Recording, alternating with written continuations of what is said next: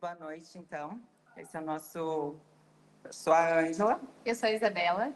Esse é o nosso podcast com a professora, a doutora Márcia Greguol, nossa entrevistada, referente ao trabalho de atividades aquáticas.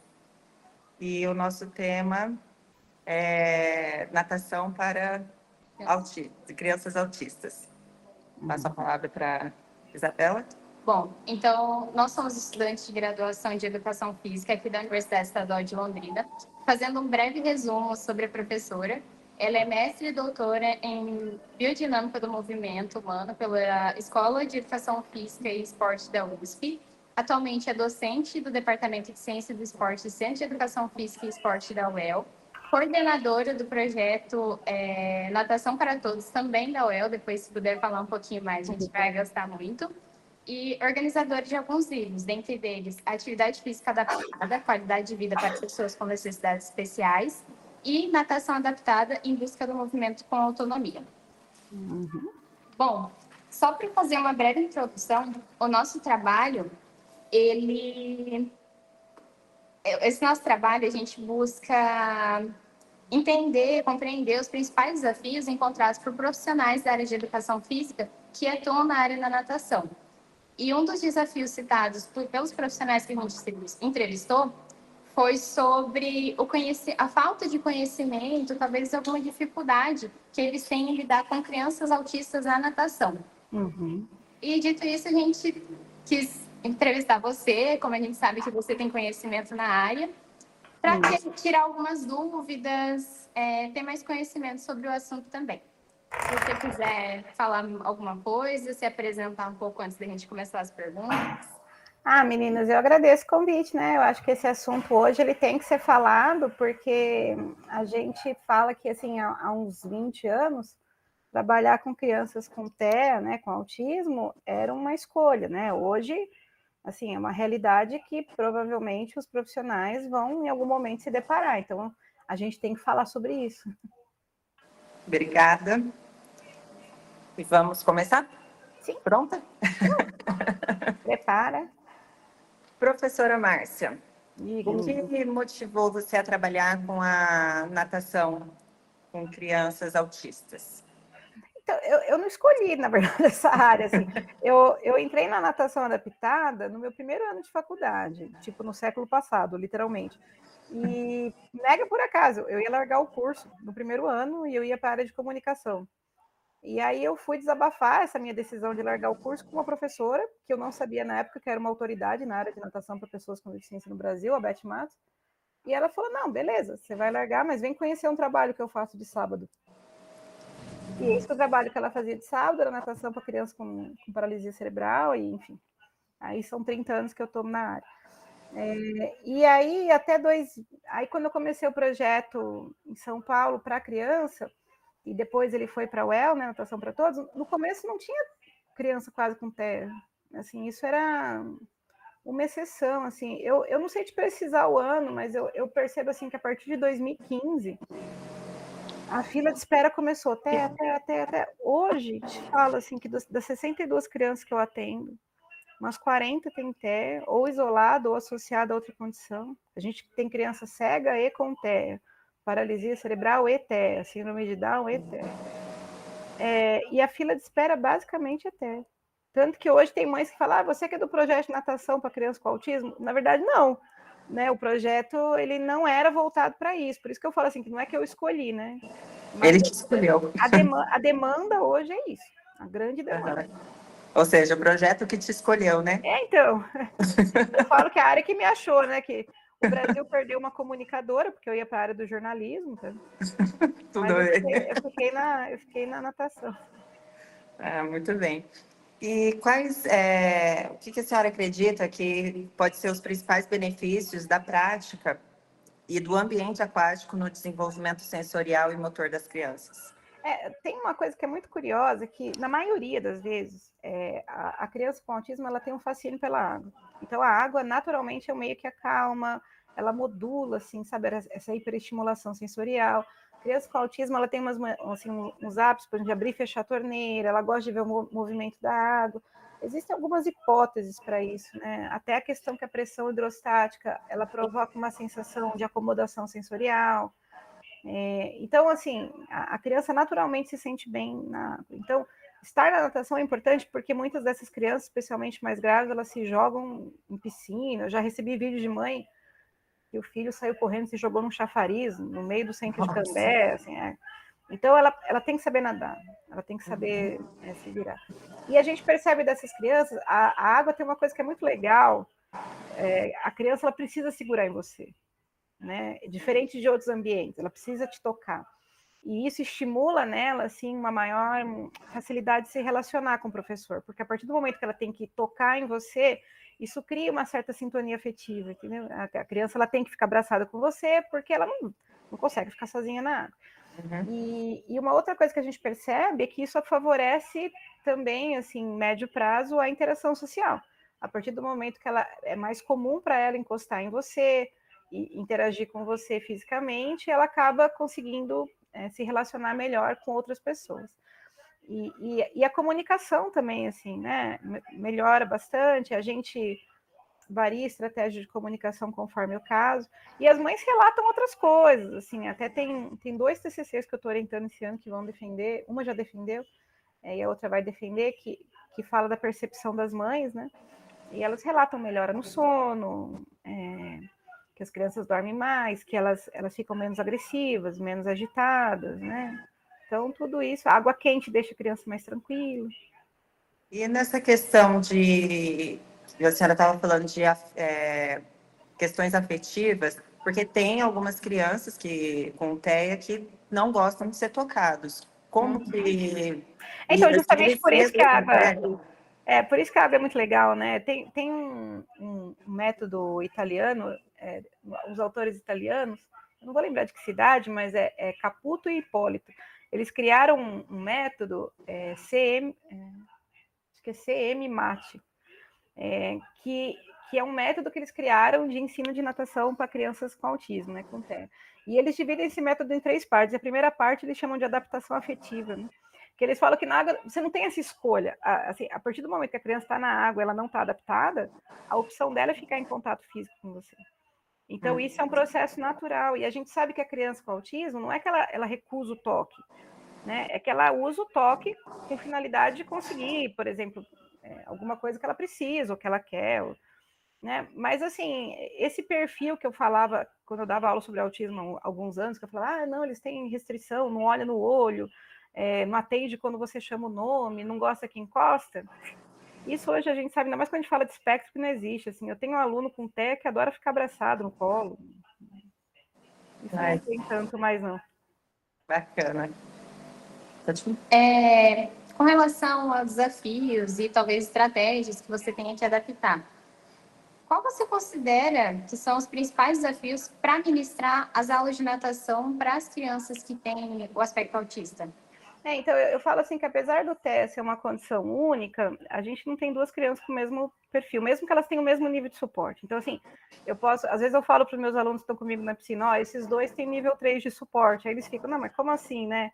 Um responde bem, o outro é super arredio. Então, você tem que entender cada caso. Então, eu acho que o grande desafio é a gente conseguir compreender uma estratégia de comunicação. A gente estava com uma criança terça-feira de manhã, um menino que ele tem 4 anos, e ele queria ver o demônio, mas não queria ver a piscina. Assim. Ele entrava lá comigo, e aí ele estava chorando, assim, há uns 20 minutos comigo na piscina, e aí eu tentando ver o que era o foco do interesse dele. E aí daqui a pouco eu peguei números, e aí qual foi minha surpresa? Que eu coloquei números na frente dele, e ele parou de chorar na hora. E ele começou a organizar os números por ordem. Estou te falando um garoto de 4 anos. E aí eu comecei a conseguir entrar numa comunicação com ele, porque aí eu usava os números para colocar número em cima da pranchinha para ele passear, e aí a coisa começou a fluir. Então, eu acho que o desafio que a gente tem é tentar encontrar essa particularidade. Outro menininho não vai ser isso. O foco dele pode, sei lá, já teve criança com foco no dinossauro, em objeto que gira, em carrinho, em letra, enfim, então eu acho que o desafio é esse. E um desafio que eu tenho na piscina, como o nosso projeto é gratuito, a gente atende 15 crianças por horário. Então, você imagina, assim, que não é o ambiente ideal nem de longe para pessoas com TEA, porque você tem muito barulho, você tem muita movimentação. Isso, infelizmente, eu não consigo resolver.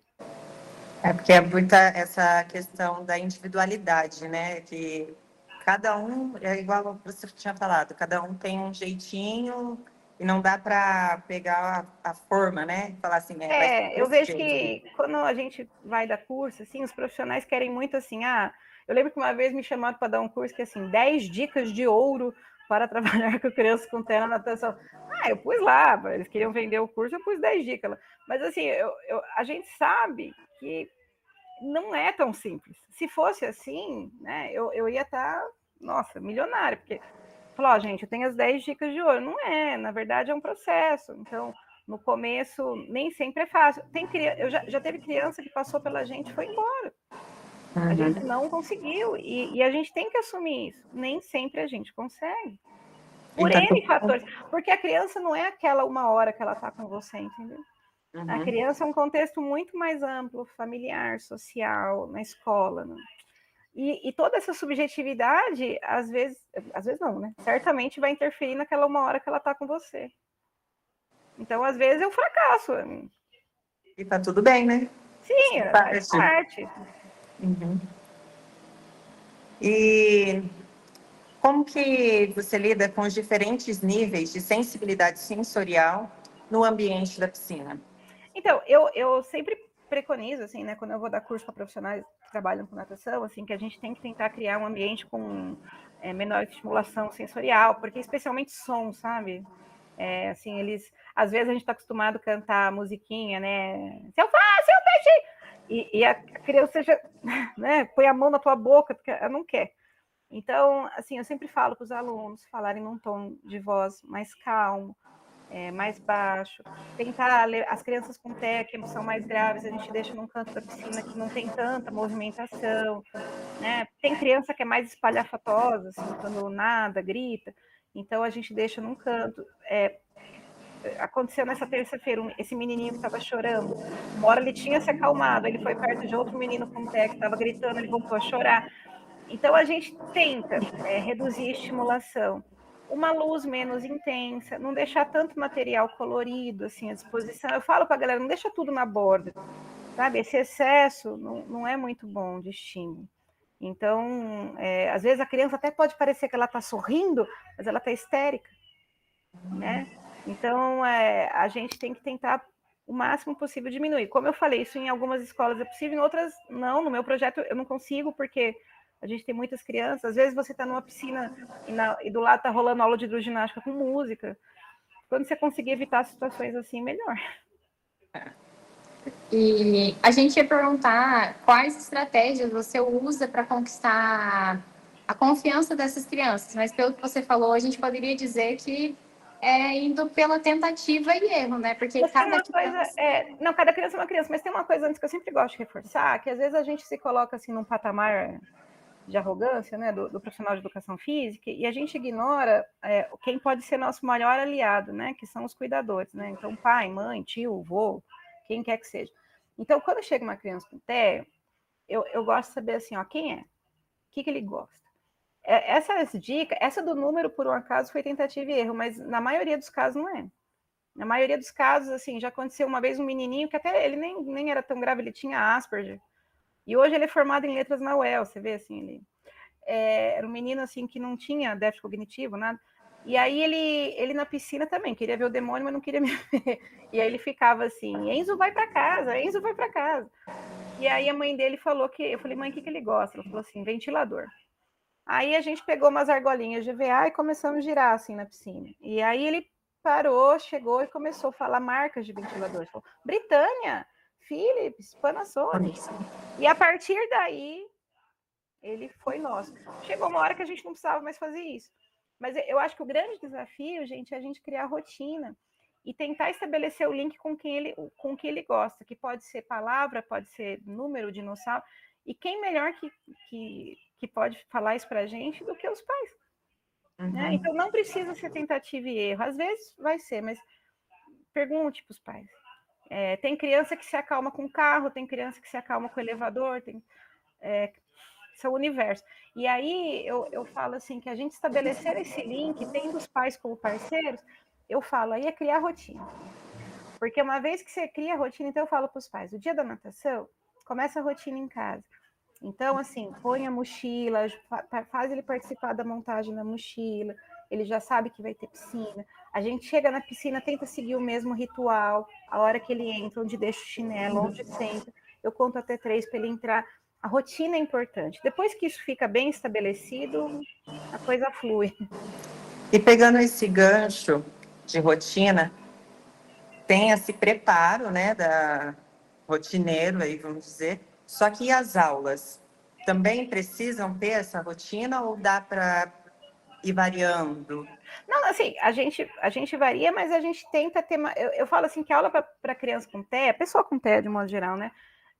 Tem duas coisas que são legais, assim. Ela ter uma certa previsibilidade e uma certa rotina. Então, assim, não é que ela precisa fazer a mesma coisa sempre, mas tem que ser previsível. Uma estratégia que a gente usa, com muitos ali que dá certo, é a estratégia do PECS. O que é o PECS? É uma linguagem por meio de desenhos, de figuras. Eu não sei se vocês já viram algumas dessas séries, que nem Atípica, ou essas séries que tem Netflix que falam sobre autismo. Eles romantizam, lógico, mostram ali de um jeito muito romantizado, mas eles mostram um pouquinho como que se usa PECS. Então, o PECS é um tipo de comunicação em que você usa figuras para mostrar o que a criança vai precisar fazer.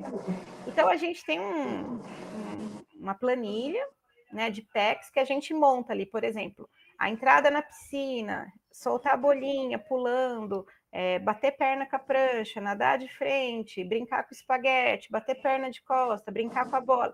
Então, assim, a gente mostra o desenho para a criança, ela já sabe o que ela vai fazer e ela sabe qual que é o próximo. Então, a gente faz isso. E sabe o que é legal do PECS? A nossa planilha ela tem 8 quadrados. O que eu explico para os meninos? Para eles tirarem um desenhinho a cada 5 minutos. Então, o que a criança sabe? Que a aula termina quando tirar o último, entendeu? Uhum. Então, isso é legal, porque a gente tinha crianças que dava 20 minutos, ela queria sair.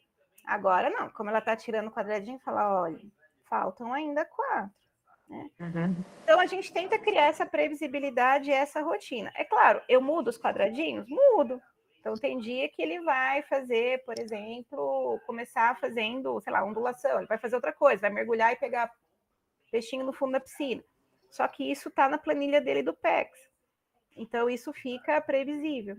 Tá? Então, assim, a gente manter uma consistência e uma previsibilidade é legal no ambiente, assim, sabe?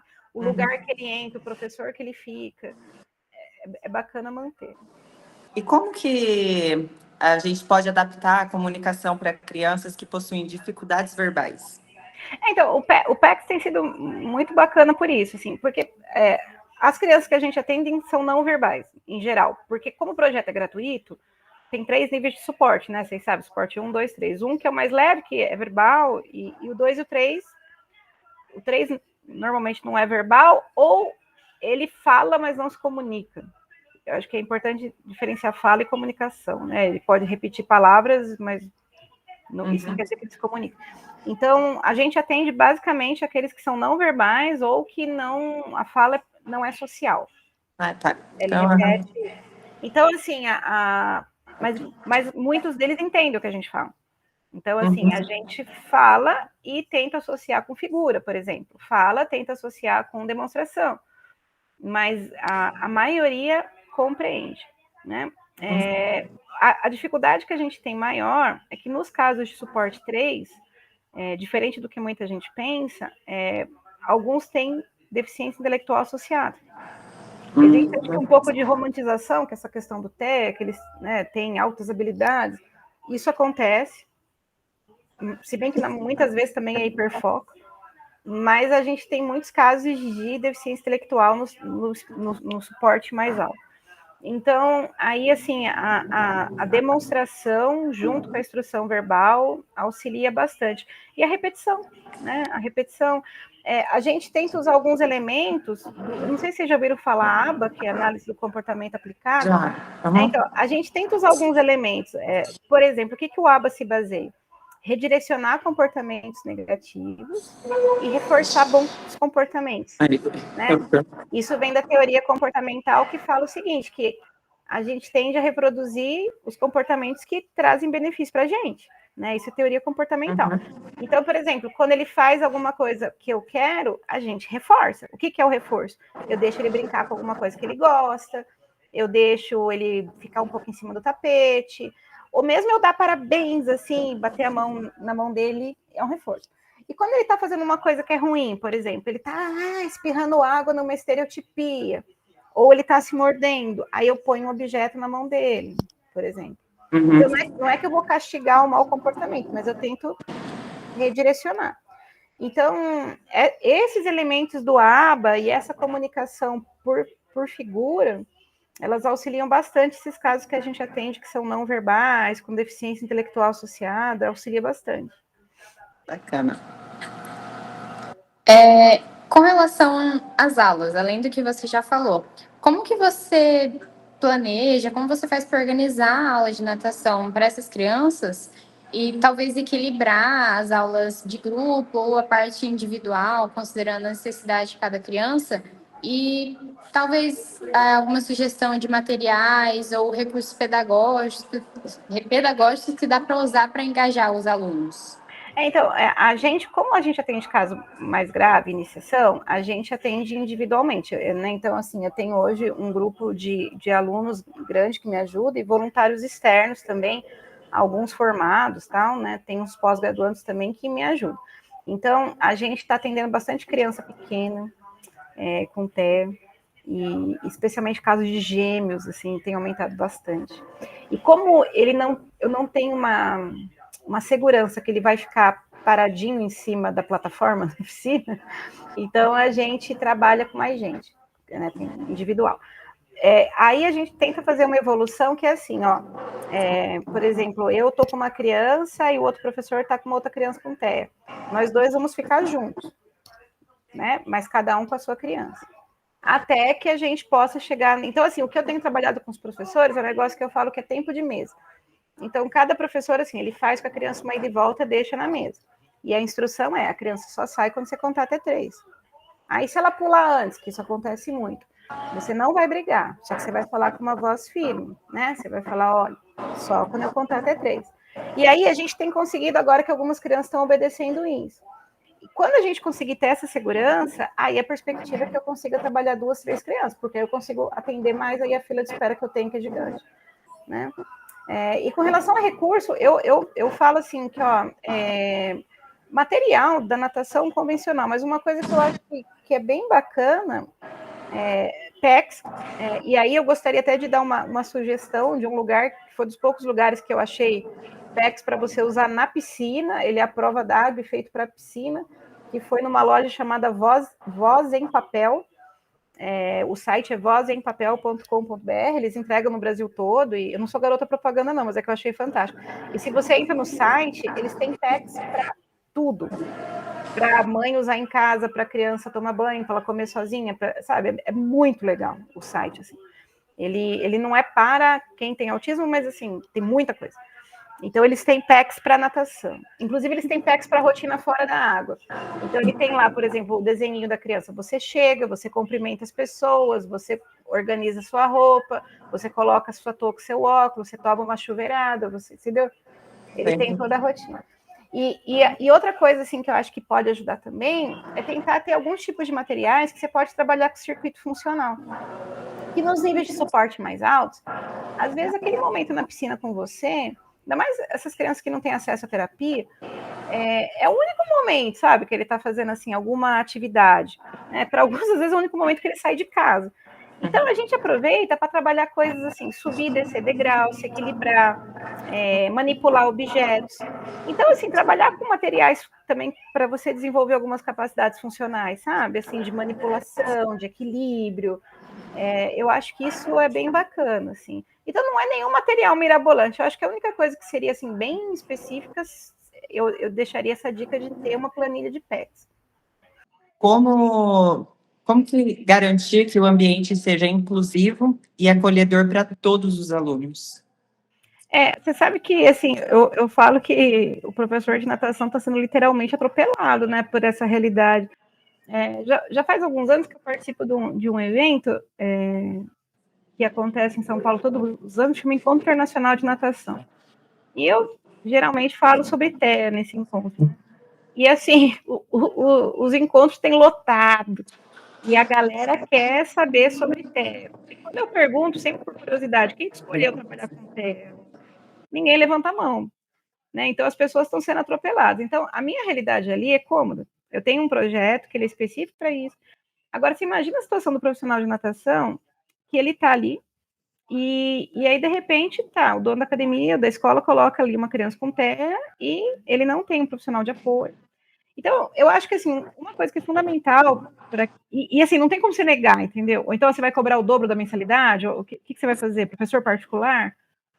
Tem gente que cobra, só que, né, não é todo mundo que pode pagar. Então, o que eu falo, assim, o profissional ele tem que ter informação. Então, eu acho que tem um monte de curso hoje online, né? Diferente do que acontecia há algum tempo, que a gente não tinha esses cursos online, hoje você tem um monte. Né? Até desse aba que eu falei para você, hoje você tira uma certificação online em uma semana. Assim, claro, não é uma. Mas assim, você consegue um monte de informação hoje online. Então, acho que isso é uma coisa boa.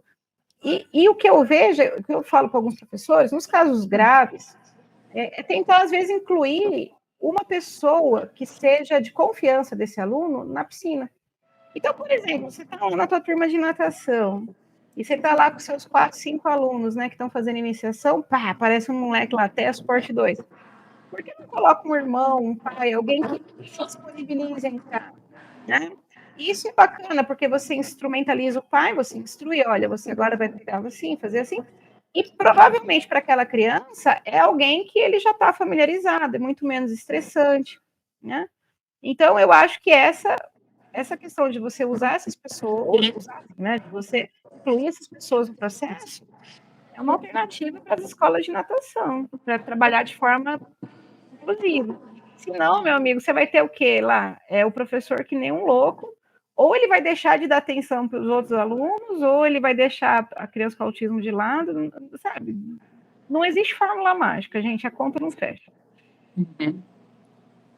E apesar de você ter falado que a maior parte das crianças que tem TEA, elas apresentam ter uma maior afinidade com a água, ficam mais à vontade nesse ambiente, você já teve que adaptar alguma atividade para incluir uma criança que talvez tenha medo ou receio da água? Como foi essa situação? Então, uma coisa é a criança gostar da água, outra coisa é ela gostar de fazer aula de natação, né? Assim, são coisas diferentes. Tanto que, assim, a gente, esse começo de ano, não, final do ano passado, acho que foi outubro, eu montei um novo horário, que é de terça-feira, 8h30. E aí, basicamente, esse horário está com criança com TEA. E aí, um menino, ele não foi mesmo, assim, não queria, tal. A gente vai tentar colocar à tarde, que amanhã acho que é uma questão também de que tem que acordar cedo. Agora, teve um outro menino que ele não entrava. Só que aí a gente foi acostumando aos poucos. Então, assim, o que eu faço? Eu coloco um tapete na borda. Então, primeiro eu quero que ele fique à vontade naquele ambiente. Teve menino que começou sentando naquele banquinho de fora da piscina. Ficou lá. Um dia ele aceita passar pelo portão. Aí eu deixo ele com uma caixa de coisa para ele mexer. E a mãe senta com ele no tapete. Depois, um estagiário nosso senta com ele no tapete e brinca com as coisas. Aí uma hora eu peço para ele começar a jogar coisa na água. Essa parte eles adoram. Jogar coisa na água. Aí chega uma hora que ele começa a mexer na água. E até que vai. Então, às vezes os pais chegam com expectativa, ele não vai entrar. Eu falo, olha, hoje ele ficou 20 minutos sentado no colchão, na borda da piscina, sem chorar. Então, assim, como eu falei, não tem uma fórmula, mas a gente tem visto que essa adaptação, às vezes, fora da água, para depois entrar na água, ela ajuda bastante. E depois também, como eu falei, nesse menininho que estava chorando, eu descobri que ele gosta de número. Provavelmente minha vida vai ser mais tranquila com ele agora, porque eu descobri qual que é o foco dele. E assim, um relato de superação. Você pode compartilhar com a gente algum caso marcante de evolução ou superação de algum aluno com TEA durante esse aquele menino que eu falei, o Enzo, eu acho que foi um caso bem marcante, porque o Enzo, como eu falei, no começo, tanto que ele só falava em terceira pessoa. Enzo ir para casa, Enzo embora, Enzo embora. Aí eu falava, ixi, aí foi um menino que foi do negócio do ventilador, né? Ele começou com a gente pequenininho e depois de um tempo não precisava mais. Ele se acostumou com aquela rotina de né, deixar as coisinhas e tal. E o Enzo, ele evoluiu tanto, e isso eu achei muito legal da mãe dele, ele aprendendo a dar os estilos, assim, já estava super bem. E aí a mãe dele falou, Márcia, eu vou agora colocar o Enzo num programa convencional de natação, porque, assim, eu vejo que agora ele tem condição de estar e eu acho que é uma evolução. E aí, ele adolescente, com seus 14 anos, foi para o programa de natação convencional e depois de um tempo, a mãe muito feliz me liga que ele tinha entrado no vestibular para cursar letras na UEL e, enfim, se formou. Então, olha que coisa legal, né? É um menino que toda dificuldade de interação social começou ali a coisa foi, né?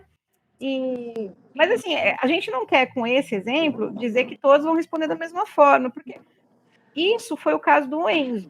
Mas tem casos, por exemplo, de alguma criança que só o fato dele ficar os 45 minutos comigo na água, se movimentando, sem tentar sair, sem se morder, isso para ele já é uma superação.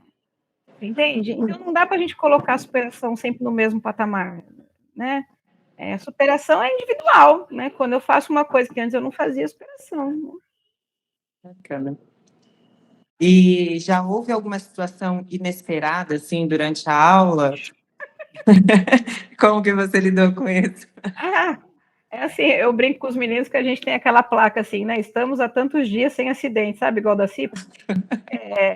Assim, criança que a gente dá fralda de piscina, né? Para quase todos, mas assim, às vezes ele fica. Terça agora, o menino ficou pelado. O menino dos 10 anos ficou pelado. Aí como é que você tá pelado? Porque às vezes a mãe trocou a sunga e alguma etiqueta na sunga incomodou, o moleque ficou pelado. Eu falei, e aí não tinha Cristo que fizesse ele pôr sunga, ele foi embora. Aí já aconteceu assim, de criança que evacua, criança que vomita, criança que provoca o próprio vômito, né? Nossa. Porque ele está incomodado. Caso grave, gente, suporte 3, né? Eu já tomei mordida, beliscão, quase descolei minha retina.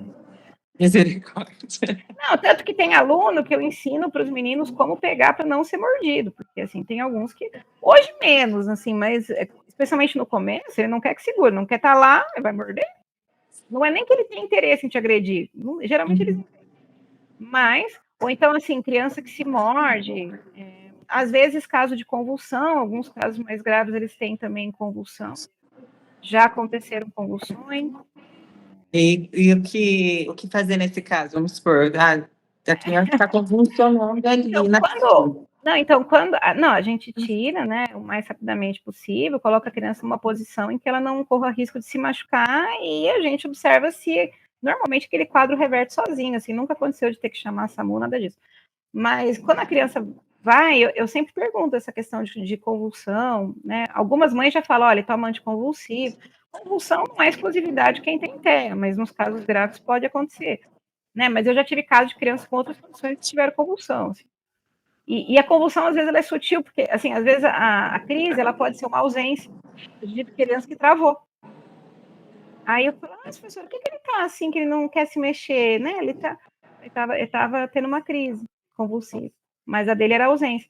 Aí a gente tira da água, tenta colocar numa posição confortável, né? Numa situação que ele não se coloque em risco. E normalmente os pais já sabem que aquilo é um processo que dura alguns minutos e passa. Quando passa, ele vai para casa ou vai para o médico, mas ele não continua na aula. Até porque aquela crise pode ser ocasionada, assim, sei lá, porque a água estava fria, porque ele está cansado, porque ele está com dor. Uhum. Passando agora para uma parte, mais falando dos pais, dos especialistas que atuam junto. Apesar de você já ter comentado da importância, talvez, de, em alguns casos, trazer próximo as pessoas que eles já têm convivência, o quão importante você diz que é o papel dos pais ou responsáveis no processo de adaptação dessas crianças. E eu acredito que, principalmente as pessoas que participam do projeto, é porque já têm noção de como é a rotina, já tem conhecimento de tudo. Mas talvez para uma pessoa que não tenha a noção, não tenha o conhecimento tão profundo ainda de como é tudo, quais informações você considera importante que possa ser pedida para os pais antes de iniciar as aulas? Assim, a gente tem uma anamnese que eu sempre faço com os pais, né? Então, assim, a gente tem o laudo das crianças, os medicamentos que elas usam, porque pelo medicamento a gente já consegue saber algumas coisas. Por exemplo, muitas das crianças tomam medicamento antipsicótico, tomam risperidona, enfim. E alguns desses medicamentos provocam algumas consequências, né? Então, assim, a gente tem esses dados, né, de crise convulsiva, como eu falei, que isso é importante, e é importante a gente saber, eventualmente, de gatilhos, por exemplo, eu não sei se vocês já trabalharam com crianças autistas, mas é comum que uns casos, mesmo em caso leve, que eles, às vezes, se desregulem. E é importante a gente determinar por que uma crise de desregulação veio. Isso pode acontecer porque ela ouviu um grito, porque sei lá, né? Então é importante que a gente tente detectar por que isso aconteceu, e muitas vezes os pais, eles são super aliados nisso. Como eu te falei, assim, a palavra que eu acho que assim, a gente tem que ter essa parceria com os pais, né, essa parceria, e rotina. Rotina é importante. Tem mãe que fala assim, Márcia, não sabe, hoje ele chegou aqui histérico, eu sempre faço o mesmo caminho de carro para vir para cá, hoje a rua estava em obra, eu tive que fazer outro caminho, ele já entrou em crise. Entendeu? Então, às vezes, coisa que para você, assim, é tão trivial. Então, você imagina, agora, nós estamos voltando às aulas. A gente voltou essa semana com o projeto, semana passada com o projeto. Eles ficaram um mês ali parados. Vocês entendem? Eles estão restabelecendo toda a rotina. Semana que vem, a gente vai ter outro FUA, que é volta às aulas. Então, aí é outra rotina. Então, assim, daqui a uns 15 dias eu vou estar mais tranquilo. Tanto que em março, eu não vou parar. Que vai ser o recesso, né? Eu não vou parar, porque assim, eu falei, aí eles começam a acostumar, para. E aí, né? Então, assim, eu peço para os pais evitarem faltar, estabelecer essa rotina em casa, do dia da natação. Da nossa parte, a gente tenta deixar com o mesmo professor, fazer a nossa mesma rotininha ali, né? Então, eu acho que essa rotina, tentar descobrir aquilo que atrai o aluno, isso é uma coisa muito legal. E entender que pais são aliados, né? Eu acho que às vezes a gente, na nossa arrogância, o diploma, a gente acha que pode entender mais de autismo que o pai. Não. Eles mais entendem. Eu aprendo com essas mães todo dia. É ridícula essa arrogância. A mãe não acostuma não. Você não sabe o que é essa vida dessa mãe, gente. Acorda para cuspir, pelo amor de Deus. Então, assim, eu acho que a gente tem que ter menos arrogância e entender que esses são os maiores aliados que você pode ter, porque são eles. Como que ele gosta de ser chamado? É Rafa, Rafael, Rafinha? Como que é? Bacana. E agora, voltando ao tema, assim, de capacitação e formação, né? Porque o que a gente vem percebendo, que é mais questionado entre os profissionais e principalmente os estudantes, né? Na questão do desafio, é sobre a capacitação e os conhecimentos dos profissionais que atuam na área. Quais as habilidades e as formações que você considera que são essenciais para que o profissional atue nessa área? E se existe cursos ou alguma metodologia que você recomenda para quem deseja se especializar? Então, eu acho que, como eu te falei, depois de 2015, mais ou menos, né, as disciplinas de educação física adaptada nos cursos, elas têm oferecido esse conteúdo, né? Então, provavelmente vocês no terceiro ano, ali com a Márcia Dib, vão ter isso em algum momento, e no quarto ano eu falo disso numa disciplina que eu ofereço para a dimensão do lazer. Então, hoje falar de TEA, né, é necessário nos cursos. Então, os programas, as disciplinas, as ementas têm que prever esse conteúdo. Só que é pouco, isso é pouco, né? Não adianta você achar que em 4 horas. Agora, qual que é a vantagem?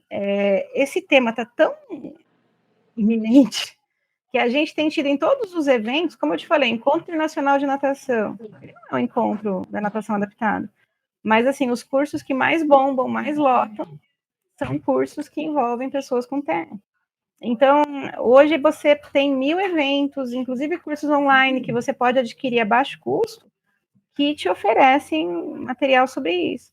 Então, hoje assim, eu acho que a gente vive num período que, inclusive, cursos de especialização online, a gente tem uma gama hoje de possibilidades que antes era impensado. Então, acho que hoje a informação está muito disponível. E Isso é uma coisa, desculpa, Angela, isso é uma coisa que eu acho assim, quando possível, não é que eu estou querendo fazer propaganda de projeto, mas assim, vi nesses projetos. Se não fosse a Beth Matos lá atrás, um projeto dela, eu tinha largado o curso, né? Então, talvez eu tivesse hoje âncora do Jornal Nacional, mas eu ia largar o curso. Então, assim, às vezes você vai no projeto, que nem tem menino que está no 4º ano, que ela falou que ela já vai se formar agora em fevereiro e já tem aluno com TEA que ela vai assumir. Então, você frequentar um projeto e estar naquela realidade, conviver com os pais, entendeu? Ver a criança tirando a sunga na piscina, aquilo te prepara, às vezes, mais do que uma hora e 50 que um professor fala só sobre isso. Uhum. E você tem algum conselho, assim, que daria para os professores iniciantes que desejam atuar com a natação inclusiva? Eu falo assim, olha, hoje, como eu falei, trabalhar com TEA não é mais uma escolha, né? Assim, é uma realidade posta. Mas eu daria a dica assim, se especialize nessa área, porque essa área é o futuro. Assim, ó, a gente está falando, quando eu comecei a dar aula sobre TEA, eu falava que a gente tinha um caso a cada 10 mil. Hoje a gente está falando de um caso a cada 37.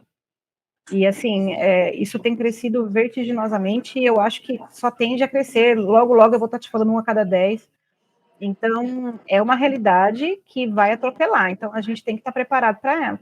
E várias, não são poucas, várias vezes me mandam mensagem ou me ligam que querem um profissional, às vezes para trabalhar aula particular, assim, porque até na escola, nível são escola, e eu não tenho quem indicar. Então, hoje, quem trabalha nessa área e está se especializando, realmente não falta trabalho.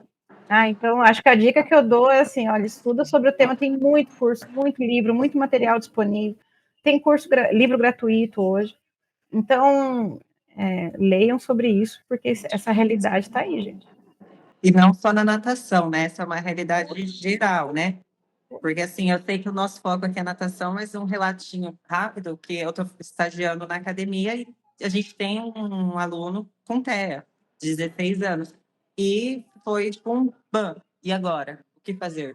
Então, assim, Ó, até os professores da UEL, né? É uma realidade que logo a gente vai estar sendo atropelada. Aliás, já estamos sendo. Eu estou fazendo parte de uma comissão do NAC, porque agora a gente tem uma cota para ingresso no vestibular, uma cota de pessoa com deficiência. No vestibular, esse ano aqui a gente não tem a contagem, mas no do ano passado, a gente teve ingresso na UEL como um todo de 60 e poucos alunos que se declararam pessoa com deficiência. Mais de 40 deles com TEA. Então, assim, tá aí, entendeu? E aí você fala, mas eu não me formei para isso.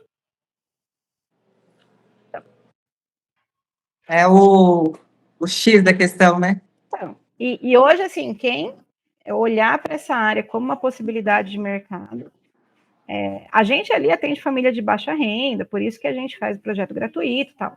Mas, assim, tem gente ganhando muito dinheiro. Hoje, uma semana de terapia ABA, por exemplo, que a criança faça todo dia, e a gente tem clínicas aqui, muitas em Londrina, ela pode chegar a cobrar R$5.000 por semana. E agora partindo para a questão dos benefícios que podem ter a longo prazo para essas crianças. Que, além dos benefícios físicos, obviamente, pela questão de ser uma atividade que ele está praticando, quais impactos no desenvolvimento emocional e social que a natação pode ter na vida cotidiana dessas crianças autistas? Assim, quanto mais cedo começar, melhor, né? Assim, uma que o cérebro é mais plástico também, assim, nessas fases, né? A criança menorzinha, e é muito difícil a gente saber exatamente assim qual que vai ser o nível de suporte. A gente vê casos de crianças assim que elas verbalizam e começam a socializar mais a partir dos 7, 9 anos.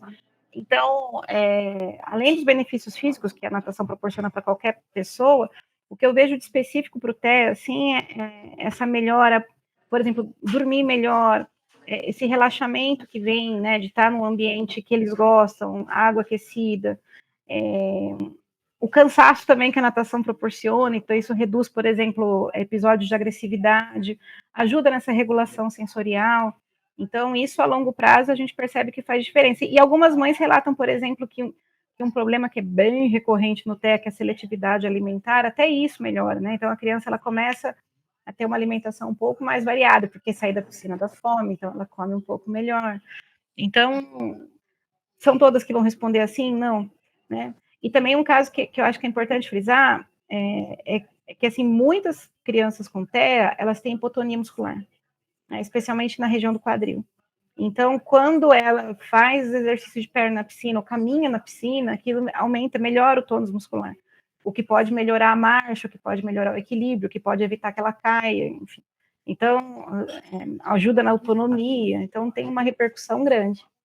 E quanto ao futuro da natação inclusiva, como que você vê o futuro na inclusão dessas crianças no esporte?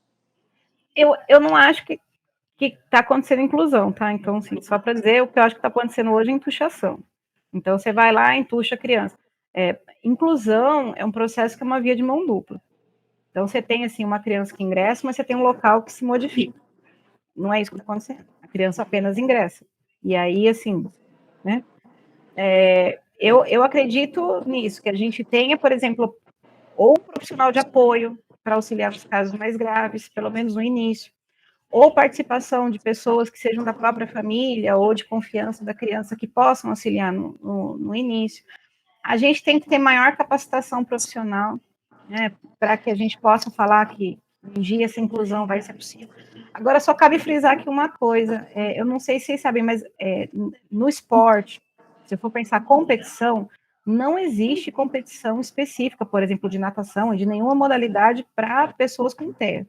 Tá? Então, por exemplo, no Comitê Paralímpico, eles fazem o Centro de Referência Paralímpico. Não estão previstas atividades para crianças com TEA, porque crianças com TEA, pessoas com TEA, não são elegíveis no esporte paralímpico, a não ser que ele tenha uma deficiência intelectual associada. Tá? Então, não existe assim competição para pessoas com autismo, não existe. Tá? Então, eles participam do esporte convencional. Existe uma tendência crescente deles participarem de modalidades esportivas, especialmente aquelas individuais, né? Mas que ele pratique com outras pessoas. Por exemplo, corrida, a gente tem visto muitas pessoas, tênis, a gente tem visto pessoas, ciclismo, a gente tem visto muitas pessoas, a própria natação, né? Então, que é uma modalidade que é individual, mas que você faz no meio de outras pessoas, né? E em modalidades coletivas, às vezes, essa necessidade de interação pode ser um fator, né? E essa imprevisibilidade. Eu acho que são fatores que ainda dificultam.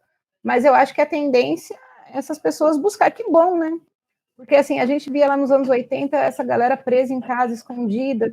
Que bom que eles estão chegando ali na tua academia, que você está fazendo estágio, nas escolas de natação. É que a gente não achou que ia ser tanto e tão rápido. Ó, nem eu, num projeto específico, achei. Imagina quem nem pensava no nosso. Então, acho que partindo já para a parte final da nossa entrevista, a gente queria saber que mensagem você gostaria de deixar para os profissionais e famílias que talvez estão começando nesse processo ou já estão no meio dessa vivência, dessa realidade. Eu acho assim que da parte da família, eu percebo que às vezes assim eles têm receio dos filhos praticarem alguma atividade física, receio por uma série de coisas. Eles estão tão acostumados assim de serem julgados, as famílias estão muito acostumadas a ser julgadas. Então acho que eles têm receio que o filho seja discriminado, que o filho seja maltratado, que ele se sinta frustrado. Então eu diria para os pais não, assim, insistam, eles têm que ocupar esse local, né? E da parte dos profissionais, assim, desçam do salto. Não esqueçam que quem mais pode ensinar para vocês, mais que qualquer curso, mais que qualquer digital influencer, são esses pais. Então, assim, peguem as informações com eles, façam parceria com eles. Quanto mais se tiver comportamentos que são condizentes com aqueles que os pais têm em casa, mais o processo flui com naturalidade, porque a criança se sente num ambiente velho e rotineiro. Então, eu vejo tem muito profissional que fala, mas como que eu explico para um pai que o filho dele precisa? Eu falo, cara, se ela sabe que é ter um filho com TEA, virar 3 noites sem dormir, cara, você não sabe. Então, eu acho que a gente tem que descer do salto e estudar. A gente tem que estudar. E se você pudesse resumir uma frase que aprendeu trabalhando com as crianças, qual seria?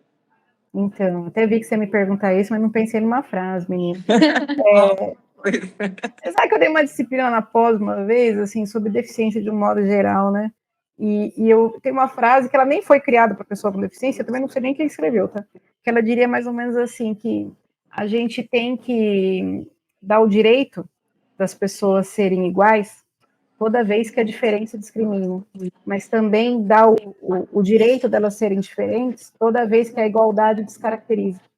Então, assim, ser diferente não é uma coisa ruim, né? Eu acho que a gente não pode descaracterizar ou querer enquadrar. Não, ela tem que enquadrar nesse modelo, ela vai ter que seguir aqui minha planilha. Começamos aqui com um cachorrinho, minha senhora, depois vamos para a perna lateral com prancha, depois... Entendeu? Não é isso. Muitas vezes é um processo que ele não é linear, mas a gente também não pode descaracterizar. Então, essa frase eu sempre tento usar, assim. Então, tem hora que eu acho que eu preciso oferecer uma igualdade, mas tem hora que a diferença é o que marca. É o que faz a diferença. É o que torna ele único, né? Então, Então tá bom. Muito obrigada. nada, menino. Obrigada a Vai você. contribuir bastante com a gente, com os Espero que demais. vocês tirem notão. Com certeza. Depois de uma aula dessa. Ó, a galera que quiser visitar no projeto, terça-feira, das 8h30 às 10. Peraí, das 8h30 às 10, terça e quinta, 2015 às 2. Estamos lá. Aqui no CEF mesmo, né? Piscina. Isso aí. Então tá bom, professora. Tá bom? Muito obrigada e até Valeu, breve. menina.